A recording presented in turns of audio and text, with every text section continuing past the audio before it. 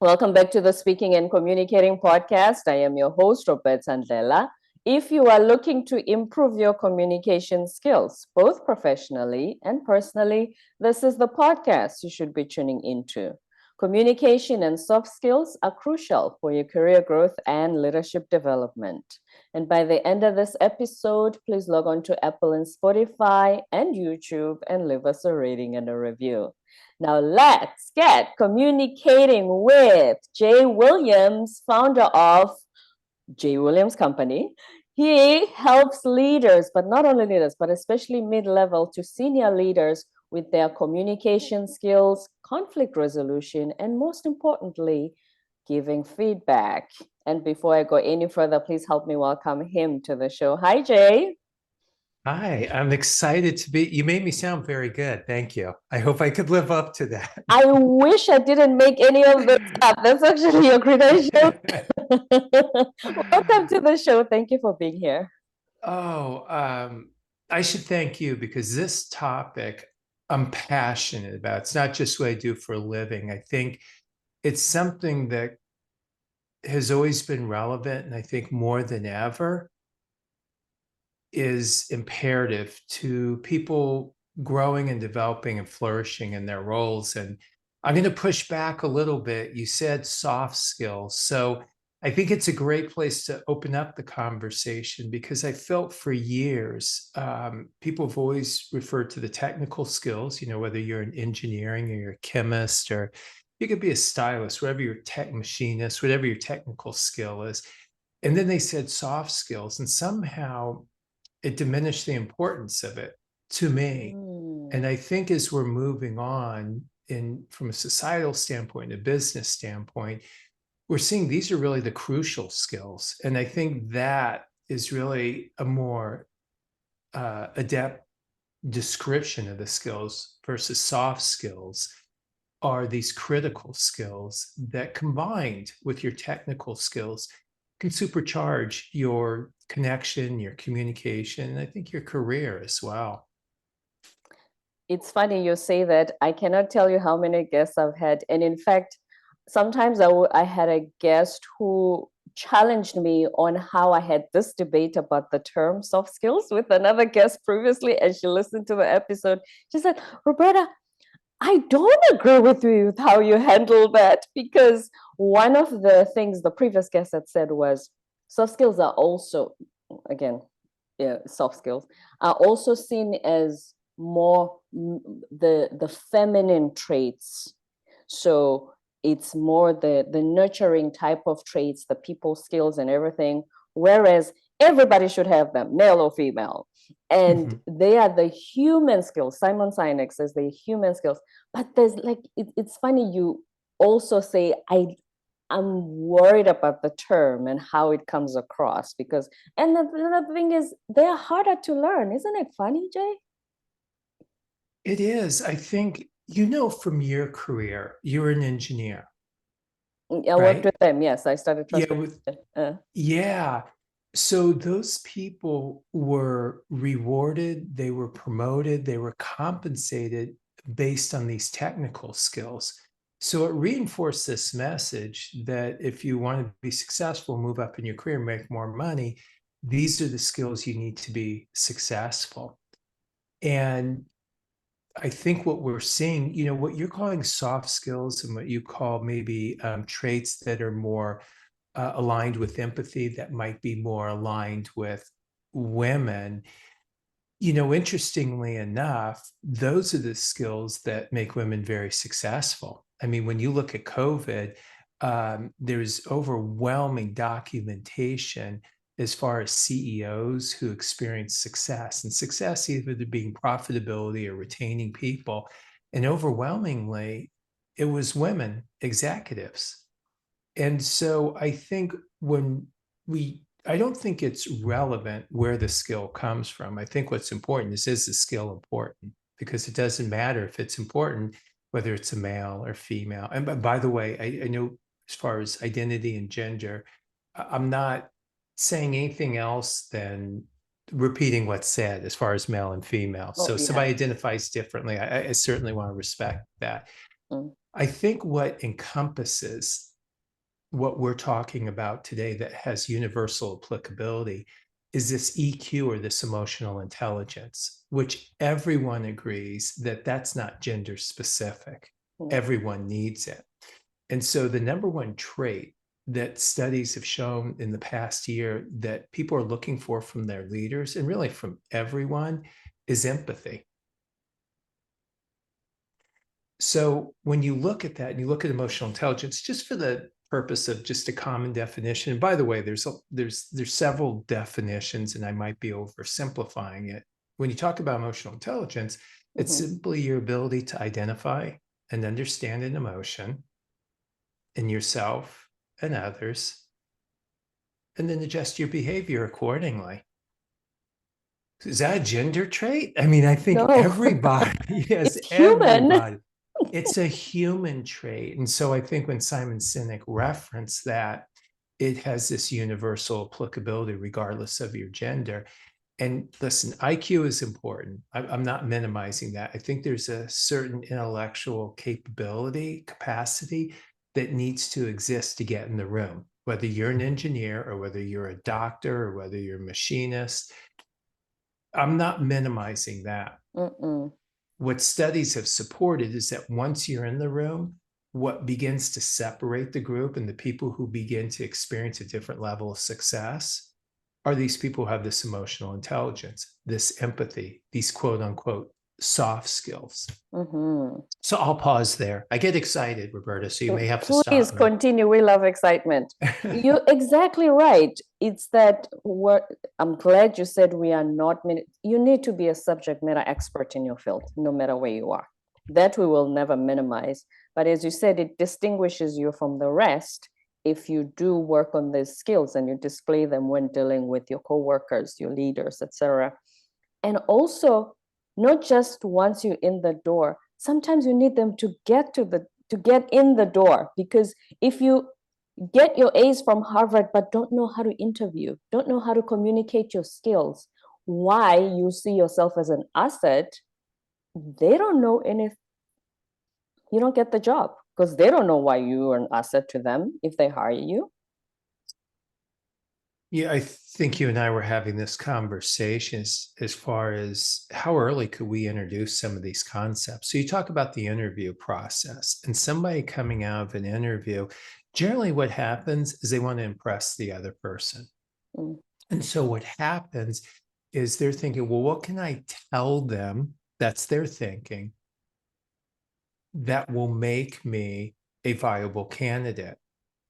And to shift the thinking is you go from being interesting, which is what you want to do in an interview, right? Be interesting to that person, to being interested. And so all of a sudden it shifts your thinking. And so maybe it's not so much what I say, it's what I ask. And the emotional intelligence comes in is that, when someone says, well, I don't know if you have the experience. So our tendency would be, well, I do have the experience. I don't have the experience, but I'm a really hardworking person, right? Mm. With the emotional intelligence to identify and understand, you'd identify that, you know what, the person may not see a connection there. You know what, let me kind of understand where the disconnect is. So it's not what I say, it's what I ask. I'd ask them is, where do you see me missing as far as skill set or experience, or what experience would you like to see?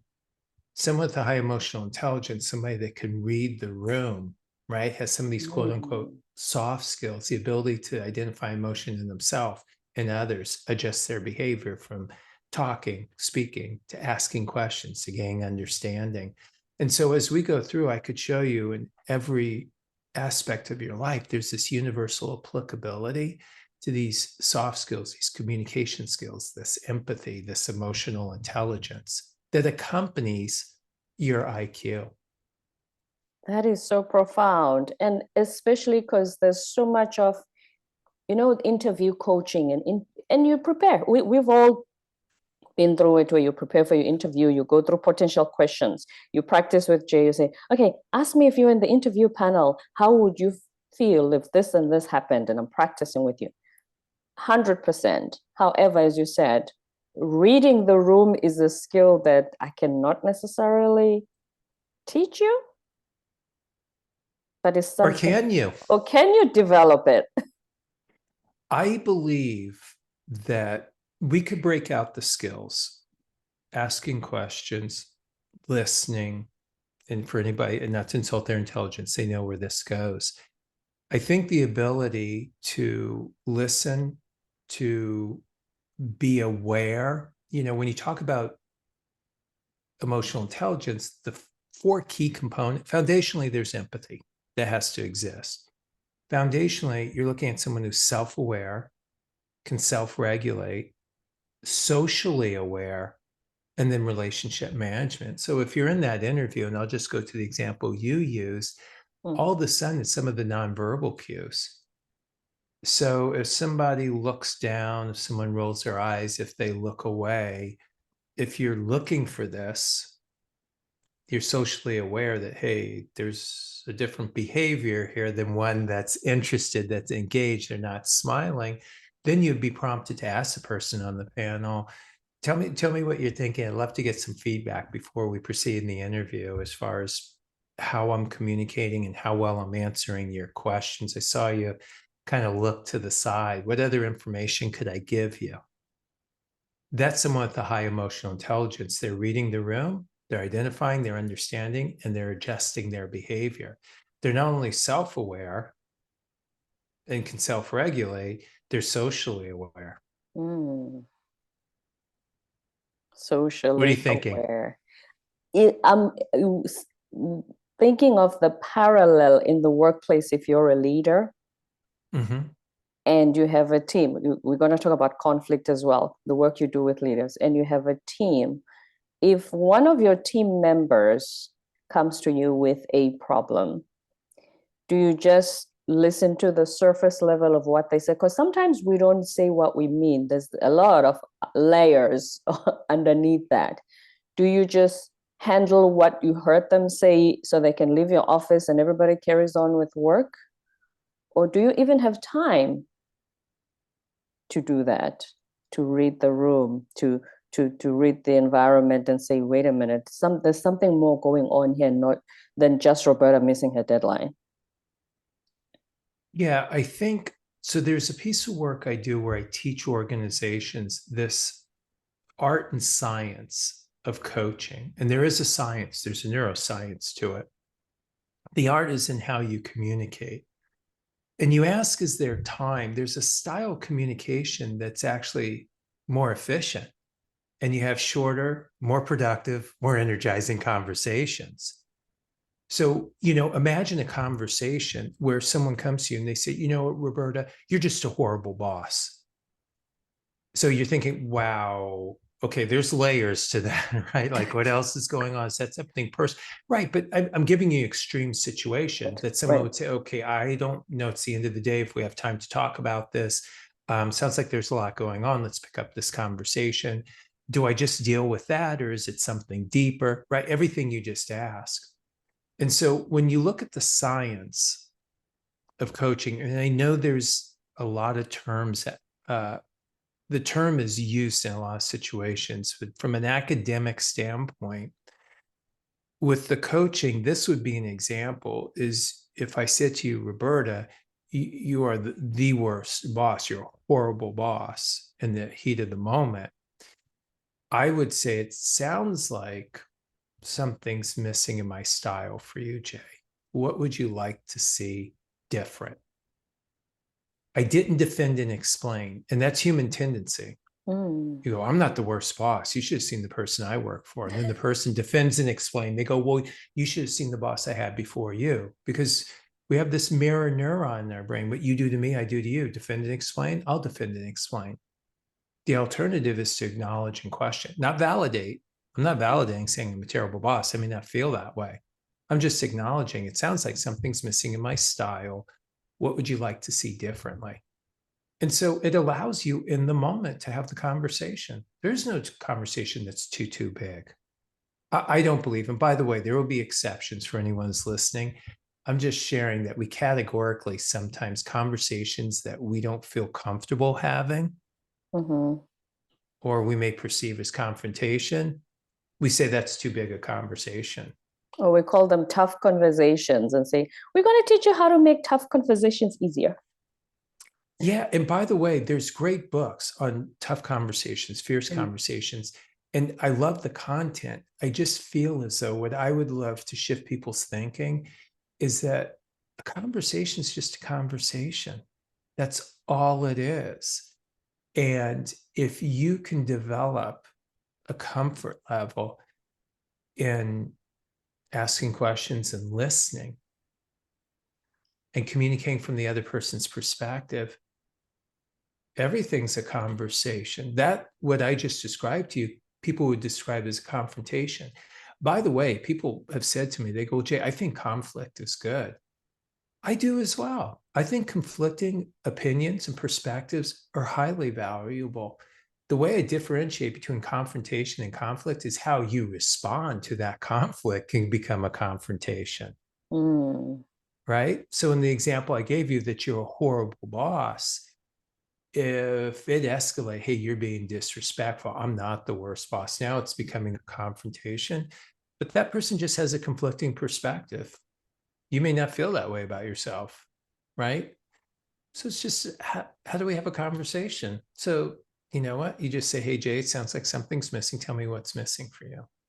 And I might say, well, you know what? You don't consider a perspective other than your own.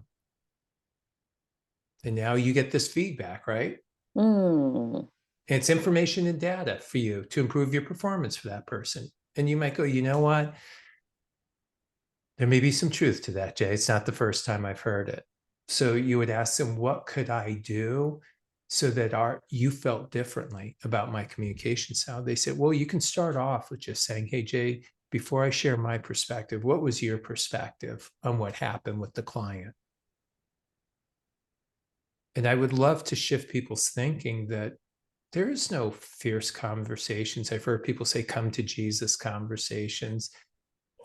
Now you're setting it up, right, in your Mm. mind that it is going to be this heightened conversation when really it could just be an exercise for you to acknowledge and question, get feedback. And ultimately, the most effective communicators communicate from the other person's perspective. You can't Mm-hmm. do that until you first understand it. The way you're going to understand it is by asking questions. And speaking of the questions, here's what I noticed. And you asked two different questions, but they all started with the what question word, not the I why. love that you picked that up, Roberta. Because if I say, So here, why do you say that? It's very different from what would you like to see? Yeah, go ahead. there's some science behind it. So this is where I share with you coaching. There is some neuroscience. When you ask a why question, one, it puts the person on the defensive. Why didn't you get that report in time? Why were you late? Why did you say that? You could see in your personal and professional relationships that generally puts people on the you could say, why didn't you take the trash? Right? I mean, you preface it with why. It puts people on the defensive. The emotional brain hijacks the rational brain. It's a life or death situation. They want, right, fight or flight, Mm-hmm. or freeze could be the other scenario. Why questions also take you back in time. So if you said to me, Jay, why wasn't that report on time? I go, well, earlier this week, someone else asked me to do something. And then I had to do that for them first. They needed it right away, right? They're going back in In the time. past. Mm. Yes. And they're focusing on the problem. So it puts people on the defensive.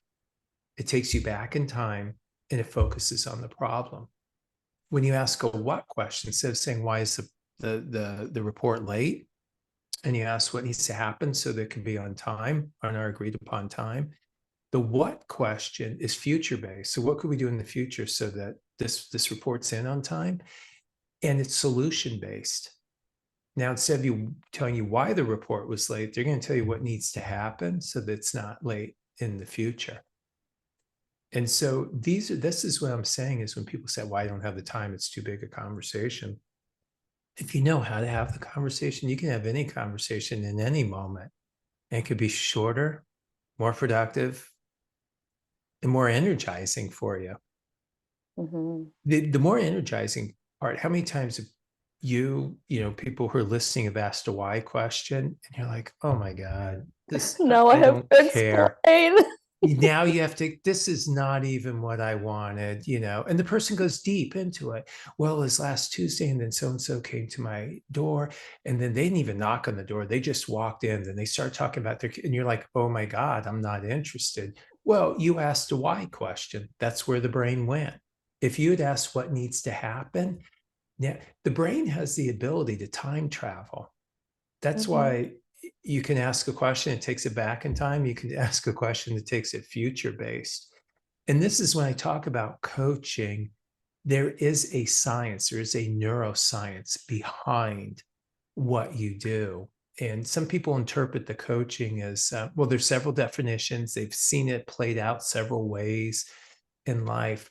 There is a science, and it's really designed to help people discover what they already know, the pure science of coaching. And so I'll differentiate between coaching, consulting, counselor, critic, cheerleader.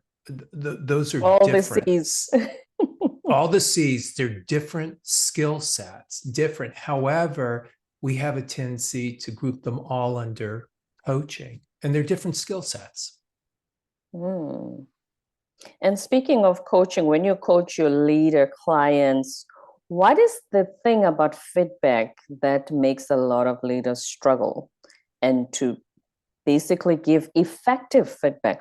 Because, like you're talking about the future solutions, how should feedback be given so that it's future solution driven? Because I think a lot of it sometimes that's where the struggle is. I think that feedback is, I'm not going to say it's the single most important thing in your business. It is the single most important thing for whatever's most important to you to get, whatever initiative you have. So whether you're increasing prices, you're downsizing the organization, you're strategically going a different way, is that you're getting feedback and that you're getting it early and you're getting it often. So if I can backtrack a little bit, I would like to offer my definition of feedback because I think it's important how you define feedback. Mhm. And I will ask people, how do you feel about feedback? And Roberta, you can guess their response. It depends. And what does it depend on? What do you think? What you're looking for at that moment. Yeah. And most people will say, and most people are looking for positive. So they're saying it depends on whether it's good or bad. If I Ah. could shift your thinking that feedback is what it is, it's not good or bad, it's what you do with it.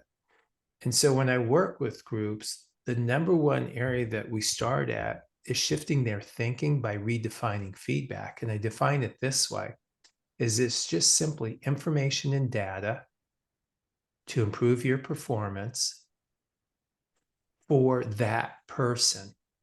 And the last part is an imperative part of the definition, because what it does, if it's just for that person, I don't have to determine whether it's true or not, whether it's valid or not. If you say to me, Jay, you need to speak in a softer voice, that's information data to improve my performance for you, right? I don't need to emotionally get involved. I don't need to determine it's right or wrong. You've just given me information and data to improve my performance for you. If you want Hmm. me to listen, you need to speak slower. You need to speak softer. If someone says, you know what, you need to net out what you're going to say. You talk too much. Some people go, well, I got negative feedback. It's information and data improve my performance for that person. They want Mhm. me to speak faster and they want me to get to the point quicker. Who was right, the first example or the second? They're both right for that person. It's yeah, it's not an either or. That's where I want to shift people's thinking. So Mm. when you ask why people don't seek feedback, the number one reason is I may not like it. If What especially if do it's I do if with I'm the afraid feedback? if it's negative, then what do I do? Yes, go ahead. But what if it's not negative? I don't, if you said to me, you know what, Jay, I don't think you're a very good speaker. I did not enjoy the podcast. if I let my emotions get involved, I get hurt, right? Of Or course. I go, well, it's the same content I've always done. And the reason that we do take feedback personal, it generally has to do with our work, our belief system, or our values. So that's understandable. If you can understand that's what's going on, it's not an attack.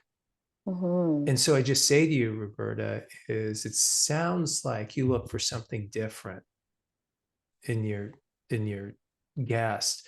Was it what I said? Was it how I said it? Was it when I said it? And you said, Jay, it wasn't what you said. I mean, the content was good. And it wasn't when you said it, you Hmm. didn't interrupt me. It's just how you said it had a very judgmental, condescending tone to it. That's information and data. I could do another podcast. They go, you're great. You're really great.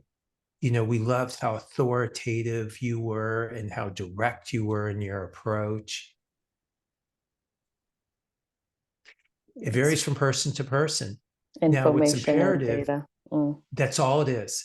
And we are, as a society, this is how we function. And the quicker we have it, the quicker we can improve our performance.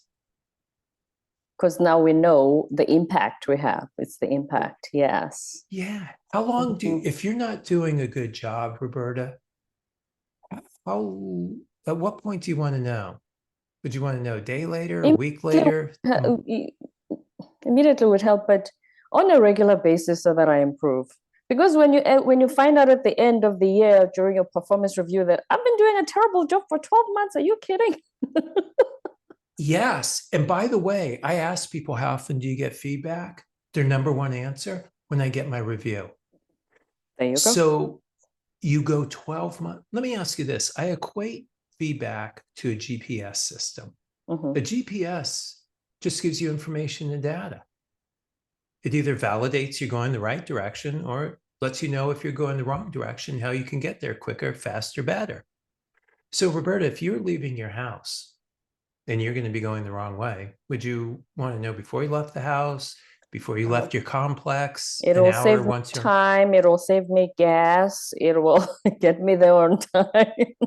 feedback's the same way. It'll Mm. save us time, it'll save effort, it'll save frustration. I ask for people say, well, I know they like me. I know that they feel good about this. I said, how do you know? They say, well, I just know. How many times, and maybe not you, but I know I do it, and for the listeners, do you use your GPS even when you know where you're going? What is the creature of habit? It's this validation. There's Mm. places I've been dozens of times, I still put it on. Here's why. One, either validation, I'm going the right way. Two, like people, things change. What if there's a road shut down? What if there's a new road? Yeah. What if there's a Or quicker if way to get there? traffic, it redirects you. It's very good with that. Yes. Yes. Yes. People are the same way with feedback. So even when I believe things are going quote unquote well and according to plan, I still check for feedback. It's just information and data. Hey, I just want to Mhm. see where are you as far as our thinking for this project? I'm good. I'm still tracking with you. All right, great. Just like my GPS. Yep, I'm still going the right direction. It's There's not going to times I say thought make I a was going, U-turn. what's that? I'm saying it's not going to say make a U-turn. No, but there have been times where I thought I Right. was going the right way and my GPS says make a left here. I'm like, what? Like, I'm so sure. How many times as leaders, though, have we been so sure there are people like us, they're with us, we have buy-in, we have commitment, right? And then all of a sudden something happens and you go, well, I had compliance, I didn't have commitment. And this is why I think that feedback may not be the single most important thing. It is the single most important thing that you can do for whatever's most important to your organization. Mm. However, here's the nuance when I work with organizations is that I want to help them build a culture of asking for feedback. There's a lot of work out there on how to give feedback. I want your priority to be that we develop a culture of asking for feedback, whether you're a leader, whether you're a midline manager, whether you're new to the company, whether you're the CEO. is to develop a culture where you're asking for feedback first and Mhm. foremost, instead of waiting for feedback. Ask for it so you don't wait 12 months. Absolutely sure. Yeah, Thank you so much, Jay. Sorry, one last 30-second thought before I let you go. yes, Yes. Mm. yes.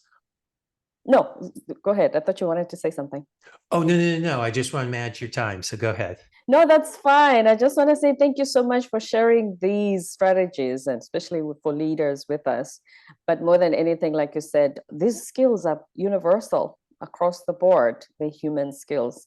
We really appreciate you taking the time to be here. And by the way, you're an amazing guest. Oh, Just okay, thank you. Thank you for the feedback. I shouldn't say thank as you. the Thank you. feedback. Yes, for the feedback. Yes. Yes. Yes. And before you go, you've given me your website details. I'm going to put them on the show notes so that if any of our listeners want to contact you, they can find you. Thank you so much for being here today. I've had such an amazing time with you.